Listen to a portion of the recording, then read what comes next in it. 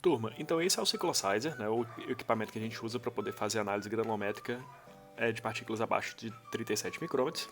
Embaixo dele eu tenho um tanque de armazenamento de água, que eu vou precisar disso para poder manter a vazão constante durante o funcionamento do equipamento. Temos o painel de controle, onde eu posso acionar e desligar o equipamento, posso ajustar um timer, um medidor de temperatura, um medidor de pressão, e aqui eu tenho uma medida de vazão também em escala milimétrica. Esse aqui é o porta-amostras, onde a gente vai colocar a nossa amostra em forma de polpa, e o hidrociclone. Todos os 5 eles têm a mesma geometria, lembrando que ele tem duas entradas, a entrada da alimentação, a saída do overflow, onde vai sair as partículas finas, e aqui eu mostro para vocês o compartimento que vai reter as partículas mais grosseiras. Ele é fechado, mas eu posso, através da abertura da válvula, coletar essas partículas ao final do ensaio.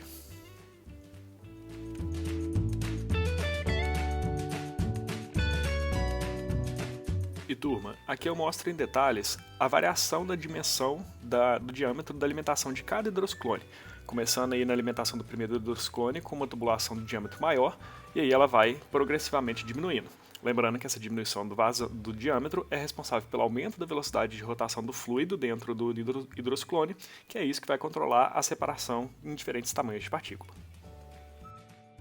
Bom, pessoal, aqui a gente tem que preparar a amostra, lembrando que o Cyclosizer ele não trabalha com partícula com amostra seca, então tem que transformar ele em polpa.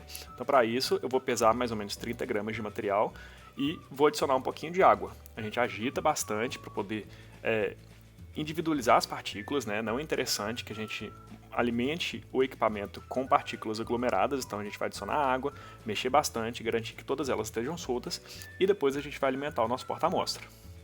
Para isso a gente vai colocar, com o auxílio de uma piceta, a gente vai coletar todo o material que ficou ali no fundo do becker e transferir todo ele para dentro do porta-amostra.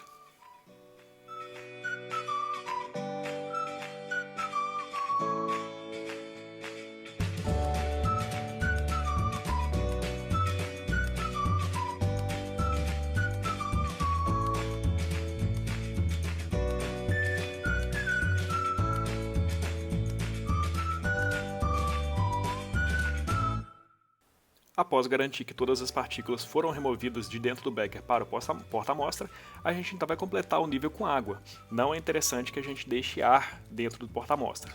Então eu vou colocando a água aos pouquinhos até garantir que todo o volume esteja ocupado por líquido.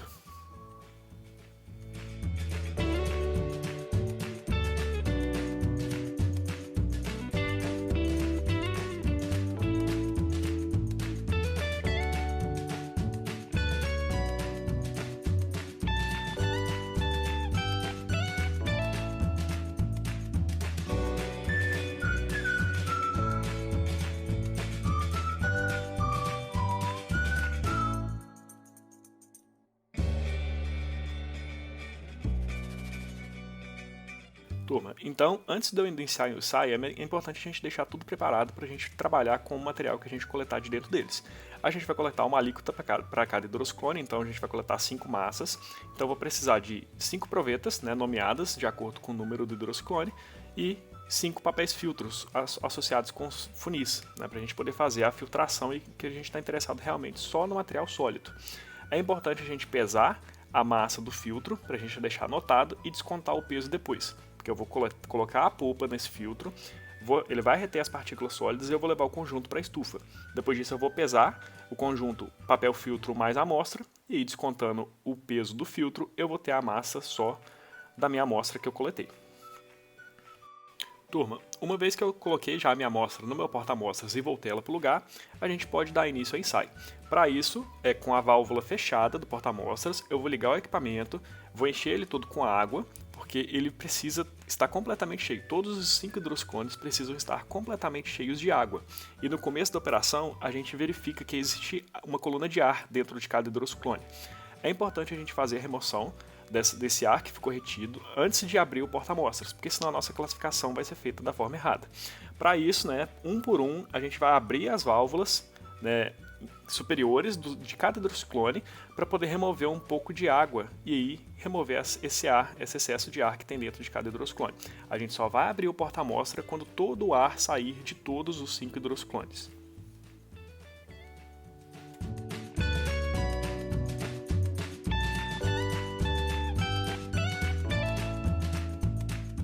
Então, pessoal, a gente verifica que nos primeiros hidroscones tem bastante ar dentro, né? Então, ali mostra em detalhes a gente fazendo a abertura da válvula para poder tentar expulsar esse ar que está contido dentro de cada um dos hidroscones. Lembrando que a água ela sai por esse tubinho, né? Por essa mangueira, e a gente até vai poder aproveitar isso depois para a gente coletar as nossas partículas. Esse é um processo um tanto quanto demorado, tá, pessoal? A gente tem que fazer esses ajustes, né? É importante a gente fazer isso antes do ensaio, porque senão o nosso ensaio não vai ser válido. Então a gente vai abrindo os hidroscones, a gente pode regular a válvula de entrada da água também, tudo isso para garantir que todo esse ar vai sair de dentro de cada um deles.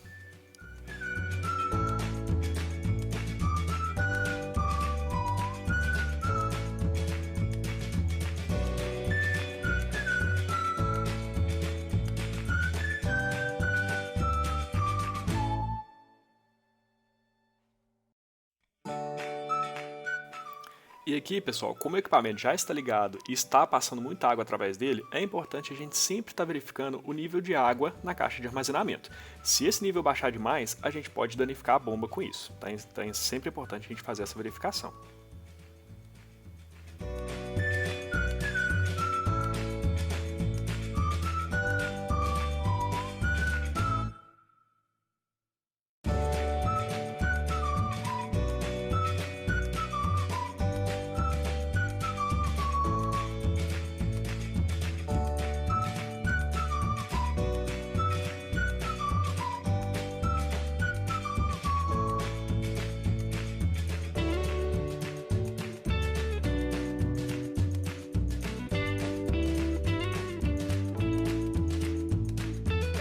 A few moments later.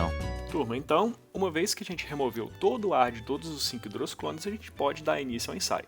Então é importante a gente verificar em qual vazão a gente está trabalhando. Ali eu estou trabalhando mais ou menos com 95 milímetros, que depois a gente pode fazer a conversão. É importante a gente anotar a temperatura, que a gente está no dia, né, a temperatura da água. E aí, com todos esses cuidados, a gente pode dar início ao equipamento, à operação do equipamento.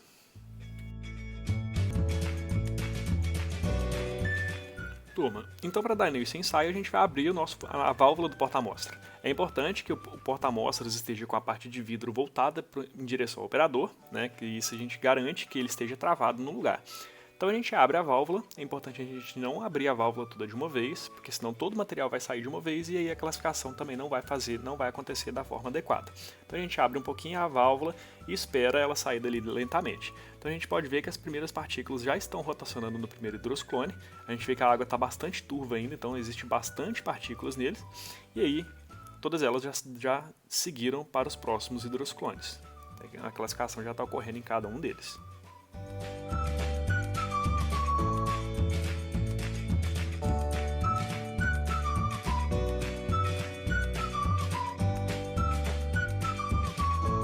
A few moments later. Turma, então passados os 20 minutos, a gente pode verificar que na parte de baixo de cada um dos hidrosclones praticamente não existe mais nenhuma partícula sólida. Todas elas estão presas na parte de cima, né, retidas ali naquele reservatório. Então a gente pode verificar que nos primeiros hidrosclones a gente consegue ver as partículas com maior facilidade, devido à maior granulometria das mesmas. E à medida que a gente vai avançando, né, nos hidrosclones, essas partículas vão ficando cada vez mais fininhas, vai ficando até mais difícil da gente ver. Dá pra gente notar também que à medida que a gente avança, as partículas rodam cada vez mais rápido. Isso aí, lembrando que é consequência da redução do diâmetro da alimentação de cada um dos hidrosclones. Fator esse que controla a granulometria de corte de cada um dos hidrosclones. Bom, pessoal, então para coletar as amostras retidas em cada um dos hidrosclones, a gente precisa fazer isso com o equipamento ligado. Não podemos fazer a coleta com o equipamento desligado.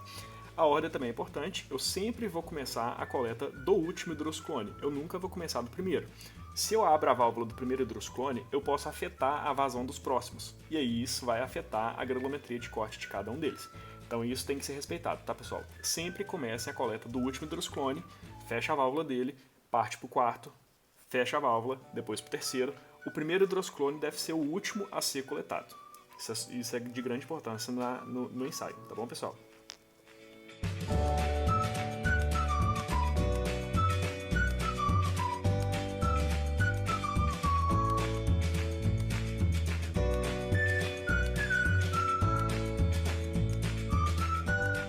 turma, uma vez que eu coletei cada uma das frações retidas em cada um dos hidroclones, a gente parte para a etapa de filtragem.